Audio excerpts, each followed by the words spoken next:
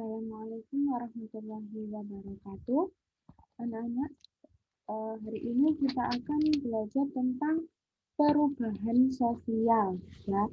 Perubahan sosial ini di bab 1. Nah, apa sih perubahan sosial itu? Nah, ini perubahan sosial menurut para ahli. Menurut William, itu ruang lingkup perubahan sosial sebagai wujud perubahan yang terjadi dari unsur-unsur kebudayaan baik material maupun imaterial. Sedangkan menurut Davis, perubahan sosial itu sebagai wujud perubahan yang terjadi dalam struktur dan fungsi suatu masyarakat.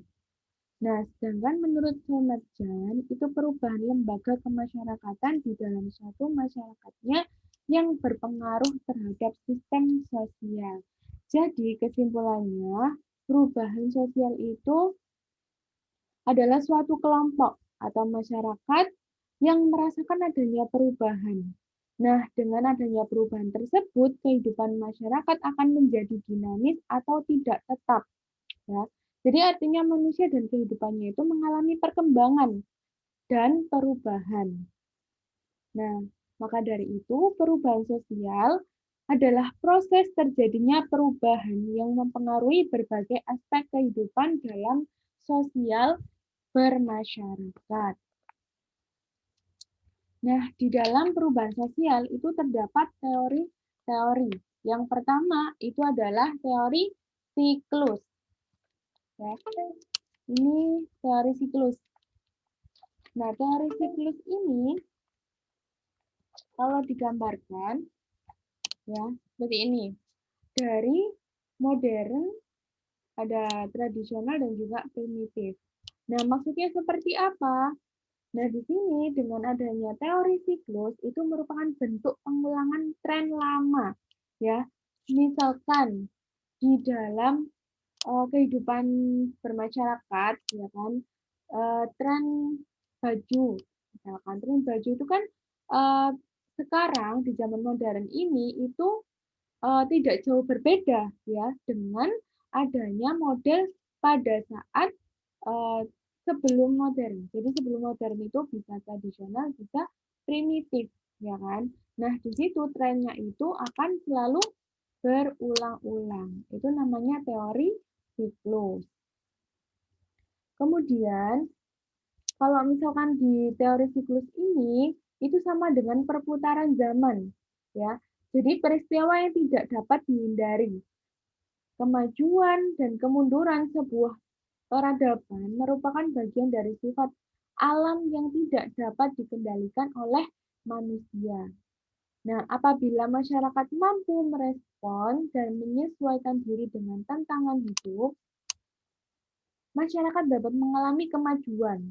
Nah, begitu pula sebaliknya. Masyarakat yang tidak mampu merespon dengan tantangan hidup yang baru, maka akan mengalami kemunduran. Nah, karena zaman itu akan selalu berubah, ya kan? Seperti sekarang, zaman modern. Kalau misalkan kita tidak siap dengan adanya perubahan sesuatu yang baru, maka kita akan menjadi masyarakat yang tradisional kembali, dikatakan sebagai masyarakat yang masih primitif atau tradisional, ya kan? Karena ketinggalan zaman. Nah, itu berarti di teori siklus. Berarti kita harus siap dengan adanya zaman yang modern. Kalau misalkan teori evolusi, di sini yang kedua, ya kan ada teori evolusi. Nah, kalau teori evolusi ini adalah jenis perubahan yang membawa masyarakat menuju tahapan yang selalu berbeda dan mengarah pada modernitas. Ya. Nah, di sini ada tanda panahnya dari primitif, kemudian bertahap di tradisional, sampai dengan tujuannya yaitu pada modernitas atau di modern ya. Nah, kalau misalkan di sini itu tujuannya satu, yaitu di zaman yang modern. Nah, untuk menuju zaman yang modern itu tidak mudah, ada tahapannya. Jadi kita perlu yang namanya belajar, ya kan? Misalkan kita ada gadget terbaru. Nah, berarti kita juga perlu adanya belajar untuk bisa mengoperasikan gadget tersebut, ya kan? Yang dulunya itu handphone hanya bisa dibuat untuk SMS maupun telepon. Nah, sekarang bisa digunakan untuk fungsi yang lainnya, ya bisa video call dan lain-lain. Nah, itu berarti zamannya sudah modern, ya. Harus belajar menuju zaman yang modern. Kemudian untuk teori konflik. Nah, teori konflik ini adalah teori dengan ketidakadilan dan ketimpangan sosial yang menyebabkan terjadinya pertentangan antar kelas sosial. Nah, pertentangan antar kelas sosial ini mendorong masyarakat melakukan upaya menyelesaikan pertentangan untuk berubah ke arah yang lebih maju. Oleh karena itu, terkadang konflik itu diperlukan untuk memperbaiki ketidakadilan dan ketimpangan sosial. Nah, akibat dari konflik ini selalu menunjukkan apakah dalam kelompok itu sudah berhasil atau belum, ya. Jadi, kalau misalkan teori konflik ini itu pasti terjadi di dalam suatu masyarakat, ya kan? Misalkan di dalam pemerintahan itu pasti adanya kebijakan-kebijakan yang baru dan masyarakat pun harus menyesuaikan dengan itu. Contohnya misalkan seperti sekarang ini, yaitu di masa pandemi ya. Di masa pandemi ini ya, masyarakatnya itu banyak sekali yang harus beradaptasi dengan sesuatu yang baru, ya kan? Banyak sekali yang gulung tikar karena adanya pandemi, karena belum siap apa yang harus dilakukan. Seperti itu. Itu di teori konflik. Nah, untuk faktor-faktor perubahan sosial yang terjadi di dalam suatu masyarakat, itu adalah yang pertama ada faktor internal atau faktor yang ada di dalam, ya, yang berasal dari dalam, yaitu perubahan aspek demografi. Nah, perubahan aspek demografi ini sama dengan perubahan dari jumlah penduduk. Yang kedua, konflik antar kelompok masyarakat. Nah, di Indonesia itu ada banyak sekali yang namanya suku, ya kan?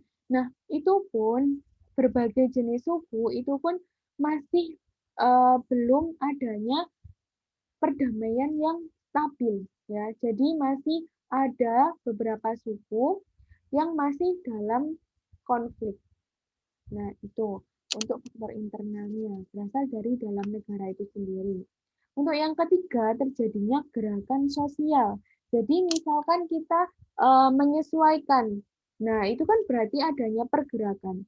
Mau belajar untuk menyesuaikan perubahan pada zaman era globalisasi ini, itu perlu yang namanya gerakan atau melakukan sesuatu yang baru. Untuk yang keempat, faktor internal, penemuan baru yang meliputi discovery, invention, atau innovation. Nah, kalau penemuan baru ini, ya, itu diperlukan beberapa penelitian. Ya, misalkan, oh dulu itu ini ya, apa namanya, masih berita itu masih bersifat media cetak. Ya. Media cetak itu seperti koran, kemudian semua informasi itu kita tahu dari koran misalkan. Nah, koran itu kan berarti perlu yang namanya waktu. Waktu untuk mendapatkan beritanya, kemudian waktu untuk mencetak, dan kita perlu untuk membeli koran tersebut. Nah, itu berarti dengan adanya penemuan baru, kita bisa sekarang ya, untuk sekarang ini kita bisa mengakses berita dalam waktu hanya 1 detik saja, ya kan, dengan media sosial, tidak lagi dengan koran atau media cetak yang lainnya. Nah, itu berarti adanya penemuan baru. Nah, untuk faktor eksternal, yaitu pengaruh kebudayaan masyarakat. Nah, kebudayaan ini bisa kita artikan dengan kebiasaan masyarakatnya. Nah, kalau pengaruh kebiasaan masyarakatnya itu tadi masih tradisional atau masih kental tradisinya, nah itu susah ya kan, susah untuk menyesuaikan dengan era modern ini. Dia itu masih nyaman dengan tradisinya yang lama. Kalau misalkan di pengaruh kebudayaan masyarakat yang era modern ini dia mau berubah atau mau menyesuaikan, berarti kan di sini ini ya adanya perubahan sosial tadi menuju ke modern. Untuk yang kedua, perang dengan negara atau masyarakat lain. Nah, perang dengan negara atau masyarakat lain ini pada zaman dulu kan dengan adanya penjajahan, ya, dengan adanya penjajahan itu. Tapi untuk yang sekarang ini, perang itu um, tidak harus dengan senjata. Bisa saja, misalkan sekarang itu dikatakan sebagai ini ya perang apa yang namanya? Misalkan adanya perang karena kebudayaan kita yang diambil oleh negara lain. Nah, kebudayaan kita yang diambil oleh negara lain, itu kan kita dapat informasi secara cepat. Akhirnya apa? Akhirnya kita dengan adanya seperti itu, adanya masyarakat yang tidak terima, kemudian masyarakat negara kita melakukan demokrasi. Nah, demokrasi, dengan adanya demokrasi tersebut, pemerintah negara kita akan um, ini ya memberikan pendapat atau meneruskan ke negara yang lain. Jadi kita tidak perlu untuk ke negara lain melakukan perang. Jadi kita sudah mempunyai sistem-sistem tertentu, mempunyai tahapan-tahapan tertentu. Jadi untuk perang senjata, alhamdulillah sekarang sudah tidak ya. Tapi kalau di negara lain, misalkan Palestina dengan Israel itu kan masih melakukan perang karena adanya suatu permasalahan tertentu. Nah, untuk yang ketiga itu adalah perubahan lingkungan alam. Nah, jadi misalkan kalian yang tinggal di wilayah yang intinya di situ wilayahnya itu rawan banjir misalkan. Nah, di situ kan pasti adanya perubahan lingkungan alam karena bencana alam, terus kemudian gunung meletus. Nah, oh di situ lingkungannya sering terjadi gunung meletus, berarti itu pasti yang namanya perubahan lingkungan alam. Nah, kita bagaimana harus bisa kalau misalkan oh ada ini ya, pastinya kalau ada bencana alam itu pasti memiliki apa?